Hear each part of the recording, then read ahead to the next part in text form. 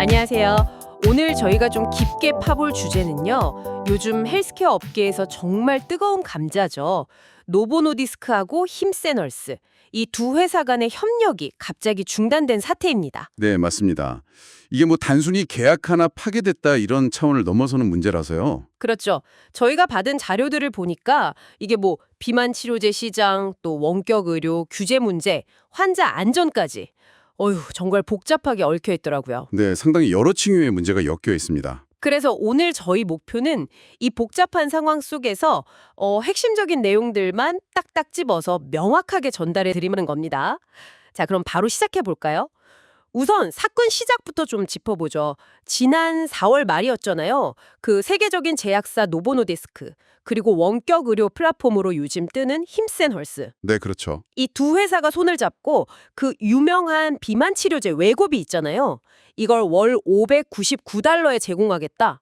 엄청 파격적인 가격이었죠. 네, 당시에는 뭐 약 접근성을 엄청 높이는 거 아니냐 이런 기대가 컸었죠. 맞아요. 그랬는데 불과 한 달 조금 넘어서 6월 23일에 노보노디스크가 갑자기 협력 중단합니다. 이렇게 선언을 해버린 거죠. 네, 그렇습니다. 노보노디스크가 이제 공식적으로 밝힌 이유는 힘세널스 쪽에서 불법적인 대량 복제 약물 제조, 이걸 이제 영어로는 컴파운딩이라고 하는데요. 이거 하고 또 기만적인 마케팅을 했다. 그래서 환자 안전을 위협했다는 겁니다. 아, 복제 약물 제조랑 마케팅 문제. 네, 여기서 말하는 복제 약물이라는데 보통 이제 정식 허가된 약품이 부족할 때 약국 같은 데서 의사 처방 받아서 성분을 직접 막 섞어서 만드는 약이거든요. 근데 바로 이 복제 약물 문제가 이번 사태의 핵심이라고 볼 수 있습니다. 네, 이 발표 때문에 힘세널스는 이제 노보노디스크 통해서는 웨고비를 공급받을 수 없게 된 거고요. 그렇죠. 공식 루트가 막힌 거죠. 이 복제 약물 논란이 핵심이다. 근데 제가 자료 보니까 좀 궁금한 게 FDA에서는 이미 올해 2월에요. 그 웨고비 주성분 세마글루타이드 부족 사태가 끝났다, 해소됐다고 발표했더라고요. 네, 정확히 보셨습니다. 그럼 부족하지도 않은데 왜 복제 약물 제조가 문제가 되는 거죠? 합법 아닌가요? 아, 그게 이제 중요한 포인트인데요. FDA 규정상으로는 특정 약품 공급 부족 상태가 공식적으로 이제 해소됐다, 선언이 되면요. 그 성분을 가지고 대량으로 복제약을 만들거나 파는 건 엄격하게 제한이 돼요. 아, 그래요? 네, 왜냐하면 안전성이나 효과가 검증된 건 정식 승인된 약품이니까 그걸 쓰는 게 원칙이거든요. 뭐랄까 비유하자면 FDA가 이제 신호등에서 녹색 불 켰다, 이제 부족하지 않으니 정품 써라, 이렇게 한 건데 네. 힘센얼스는 계속 빨간불 때처럼, 그러니까 약이 부족할 때 허용되던 복제약물 제조를 계속 하려고 했다는 거죠. 물론 힘센얼스는 개인 맞춤용이다 이런 명분을 내세우긴 했어요. 아, 개인 맞춤형? 네, 근데 노보노디스크 입장에선 이게 법적 경계를 넘은 거고, 특히 더 문제 삼는 건 힘세널스가 쓴 그 복제약 원료 출처 있잖아요. 뭐 중국 같은 곳에서 왔을 수 있다 이런 언급도 하면서 품질 관리가 제대로 됐는지 불분명하다, 이거 환자 안전에 너무 위험한 거 아니냐, 이렇게 강하게 나온 거죠. 원료 출처와 품질 관리. 환자 안전 문제면 정말 심각한데요. 네, 실제로 브루킹스 연구소 보고서 같은 데서도 이 복제 약물 만드는 회사들이 자체적으로 기준 정해서 만드는 거, 그거 문제 있다, 이런 지적이 있었고요. 그렇군요. 그럼 아까 말씀하신 그 기만적 마케팅은 구체적으로 뭘 말하는 건가요? 아, 그건 이제 힘센 헐스가 자기들이 파는 복제 세마글루타이드 약 있잖아요. 이게 마치 FDA 승인받은 정품 웨고비랑 효과가 거의 비슷하다, 혹은 뭐 당신만을 위한 맞춤형 대안, 이런 식으로 홍보를 했다는 거예요. 아, 소비자들이 오해할 수 있겠네요. 그렇죠. 소비자들이 듣기에는 정품이랑 비슷한데 싸네? 이렇게 오인할 수 있게 만들었다는 게 노보노디스크 주장인 거죠. 이게 결국에는 자기네 정품약의 브랜드 가치나 뭐 수십 년간 쌓아온 신뢰도 같은 걸 깎아먹을 수 있다, 이렇게 판단한 걸로 보입니다. 단순히 두 회사 싸움을 넘어서는 문제다, 이런 생각이 드네요. 네, 맞아요.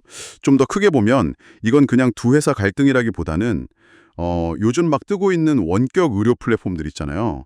싸고 편리하다는 장점으로 막 성장하는데, 이런 모델이랑 기존의 거대 제약산업, 그러니까 안전성, 규제 준수 이런 걸 엄청 중요하게 생각하는 전통적인 제약사들 간의 어떤 구조적인 긴장관계, 이게 딱 드러난 사건이라고 볼 수 있습니다. 와, 그렇군요.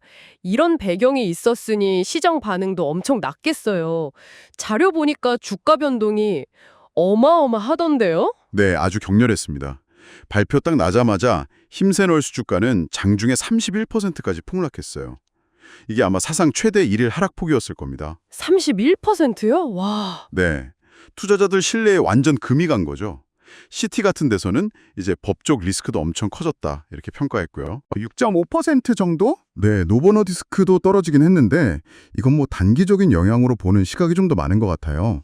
오히려 장기적으로 보면 자기네 브랜드 가치랑 환자 안전 지키라고 이렇게 강하게 나간 게 긍정적일 수 있다. 뭐 이런 분석도 있고요. 아, 해석에 갈리는군요. 네, 투자자들 사이에서도 뭐 노버너디스크 결정이 당연했다, 정당했다는 의견도 있고 아니다, 이건 힘센 헐스뿐만 아니라 원격 의료 산업 전체를 좀 견제하려는 의도 아니냐, 뭐 이런 해석도 나오고 그렇습니다. 결국은 정리해보면 좀 싸게 복제 약물을 이용해서 시장을 빨리 키우려던 원격 의료 플랫폼하고 정품 약의 가치, 또 환자 안전, 이걸 지키려는 거대 제약사 간의 충돌, 이렇게 요약할 수 있겠네요. 네, 정확하게 보셨습니다. 그럼 이게 앞으로 우리한테 시사하는 바는 뭘까요? 일단 힘센 헐스는 당장 매출 타격이 클 거고요. 앞으로 뭐 법적 소송이라든지 아니면 규제가 더 강화된다든지 이런 어려움에 부딪힐 가능성이 커 보입니다. 네. 반면에 노보노디스크는 뭐 단기적으로는 파트너십 하나가 깨졌으니까 좀 차질이 있겠지만 장기적으로 봤을 때는 이 GLP-1 비만 치료제 시장에서 자기들의 지배력이나 브랜드 신뢰도를 더 단단하게 만들겠다, 이런 의지를 보여준 셈이죠. 그래서 이번 사건이 앞으로 헬스케어 분야, 특히 이제 원격 의료는 복제 약물 시장의 어떤 규제 환경, 또 경진 구도, 이런 것들이 좀 재편될 수 있는 중요한 어떤 변곡점, 분기점이 될 수도 있다고 봅니다. 중요한 변곡점이 될 수 있다. 네, 이번 노보노디스크와 힘센 헐스의 갈등은요, 어떻게 보면 혁신적인 의료 접근성 확대, 그러니까 뭐 원격 진료라든지 저렴한 약값 같은 가치 있잖아요.